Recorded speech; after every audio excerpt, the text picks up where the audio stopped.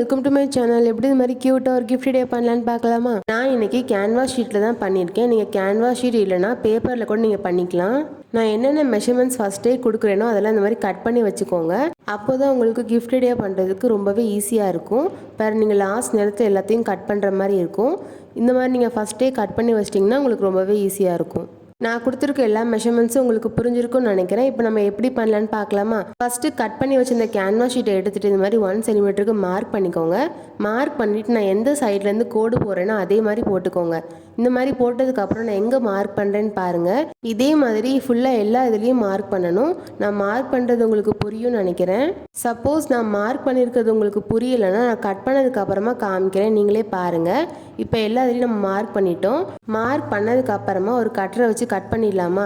இப்போ பாருங்கள், நான் உங்களுக்கு கட்டரை வச்சு கட் பண்ணிவிட்டு காட்டுறேன். இப்போ உங்களுக்கு புரிஞ்சிருக்கும்னு நினைக்கிறேன் நான் எங்கெல்லாம் மார்க் பண்ணிவிட்டு கட் பண்ணியிருக்கேன்னு. இதே மாதிரி நீங்களும் மார்க் பண்ணிவிட்டு கட் பண்ணி எடுத்துக்கோங்க. உங்களுக்கு கடைசியில் இந்த மாதிரி தான் வந்திருக்கும். இந்த மாதிரி வந்ததுக்கப்புறமா ஒரு ஸ்கேலை வச்சு ஈவனாக இந்த மாதிரி ஃபோல்டு பண்ணிக்கோங்க. சப்போஸ் நீங்கள் கையை வச்சு ஃபோல்டு பண்ணால் அது ஸ்ட்ரெயிட்டாக வராது. ஸோ ஸ்கேலை வச்சு இந்த மாதிரி ஈவனாக ஃபோல்டு பண்ணிக்கலாம்.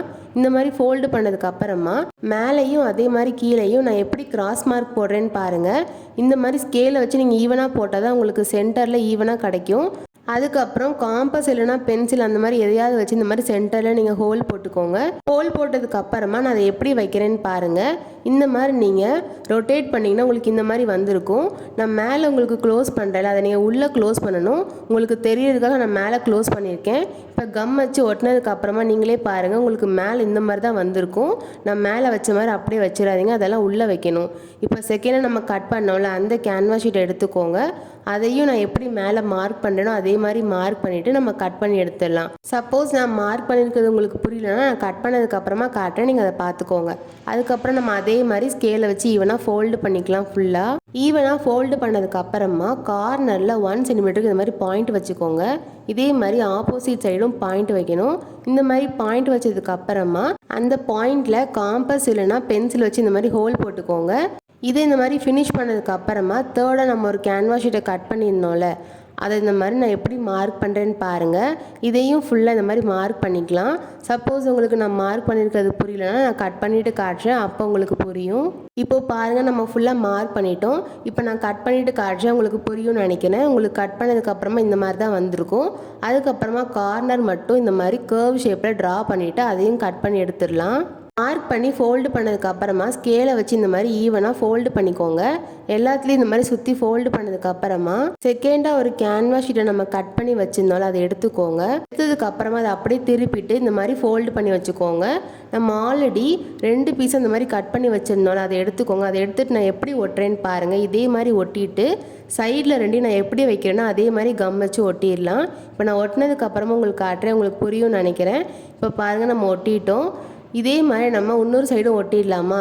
இப்போ பாருங்கள், நம்ம எல்லாத்தையும் ஒட்டிட்டோம். இப்போ உங்களுக்கு காட்டுறேன் பாருங்கள், உங்களுக்கு இந்த மாதிரி தான் வந்திருக்கும். இதுக்கப்புறமா நம்ம தேர்டு கேன்வாஸ் ஷீட் கட் பண்ணி வச்சுருந்தோம்ல அதை நான் எப்படி ஃபோல்டு பண்ணுறேன்னு பாருங்கள். இந்த ஷேப்பில் வச்சுட்டு உங்களுக்கு ரொம்பவே ஈஸி. ஜஸ்ட் இந்த மாதிரி ஃபிக்ஸ் பண்ணாலே போதும், பாக்ஸ் மாதிரி. எப்படி ஃபிக்ஸ் பண்ணுறேன்னு பாருங்கள். இதே மாதிரி ஃபிக்ஸ் பண்ணிவிட்டு நம்ம கம் வச்சு ஒட்டிடலாம். உங்களுக்கு நான் ஃபிக்ஸ் பண்ணிவிட்டு கம் வச்சு ஒட்டி காட்டுறேன். ஃபிக்ஸ் பண்ணுறதுக்கு முன்னாடி நம்ம கர்வ் ஷேப்பில் கட் பண்ணியிருந்தோம்ல அதை கரெக்டாக அந்த ஹோலுக்கு நேராக வரணும். இதை ஃபுல்லாக ஃபிக்ஸ் பண்ணுறதுக்கு முன்னாடி நான் உங்களுக்கு காட்டுறேன் பாருங்கள். அதை கரெக்டாக அந்த லைனுக்கு கீழே இந்த மாதிரி நீங்கள் ஹோல் போட்டுக்கோங்க. 2 சைடு நீங்கள் ஹோல் போட்டுக்கணும். அதுக்கப்புறம் தான் நீங்கள் கம் வச்சு ஒட்டணும். இந்த ஸ்டெப்பை மறந்துடாதீங்க. இப்போ பாருங்கள், நம்ம ஃபுல்லாத்தையும் கம் வச்சு ஒட்டிட்டோம். இதுக்கப்புறமா நம்ம ஃபஸ்ட்டு ஒரு ஸ்கொயர் ஷேப்பில் ஒரு பாக்ஸ் பண்ணியிருந்தோம் அதை எடுத்துக்கோங்க. எடுத்ததுக்கு அப்புறமா ஒரு குச்சி எடுத்துக்கோங்க. கரெக்டாக அந்த சைஸ் பார்த்து எடுத்துக்கோங்க. இந்த மாதிரி எடுத்ததுக்கு அப்புறமா நான் எப்படி மாட்டுறேன்னு பாருங்கள். நான் எப்படி மாட்டேனோ அதே ப்ராசஸில் மாட்டினீங்கன்னா உங்களுக்கு ரொம்பவே ஈஸி. இந்த மாதிரி ஃபுல்லாக மாட்டினதுக்கு அப்புறமா உங்களுக்கே தெரியும் நம்ம எவ்வளோ அழகாக ஒரு கிஃப்டே பண்ணியிருக்கோன்னு. இந்த மாதிரி மாட்டினதுக்கு அப்புறமா சென்டரில் உள்ள பாக்ஸ் அந்த மாதிரி ரொட்டேட் பண்ணி பார்த்தீங்கன்னா உங்களுக்கே தெரியும் எவ்வளோ க்யூட்டாக வந்திருக்குன்னு. இதுக்கப்புறமா சைடில் அந்த குச்சி எக்ஸ்ட்ரா தெரியுதுன்னுக்காக நான் இந்த மாதிரி தெர்மோபால்ஸ் எடுத்திருக்கேன். தெர்மோபால்ஸ் தவிர உங்களுக்கு வேறு எதுவும் திங்ஸ் தோணுச்சுன்னா நீங்கள் அதை கூட யூஸ் பண்ணிக்கலாம். சப்போஸ் நீங்கள் என்ன மாதிரி தெர்மோபால்ஸ் மாட்டுறீங்கன்னா இந்த மாதிரி காம்பஸ் வச்சு ஹோல் போட்டதுக்கு அப்புறமா மாட்டிக்கோங்க, இல்லைனா அந்த தெர்மோபால் பிஞ்சிரும். இப்போ நீங்களே பாருங்கள் சைடில் எக்ஸ்ட்ரா அந்த குச்சி தெரியவே இல்லை. இதுக்கப்புறமா நீங்கள் ஒரு 4 ஃபோட்டோஸ் சூஸ் பண்ணி வச்சுக்கோங்க. நான் இன்றைக்கி ஃபோட்டோஸ்க்கு பதிலாக ட்ராயிங்ஸ் தான் வரைஞ்சிருக்கேன். உங்களுக்கு இதில் 4 ஃபோட்டோஸ் வரைக்கும் நீங்கள் வரைஞ்சிக்கலாம். இப்போ நம்ம எல்லாத்தையும் ஒட்டிடலாமா? இப்போ நீங்களே பாருங்கள் நம்ம எல்லாத்தையும் ஒட்டிட்டோம்.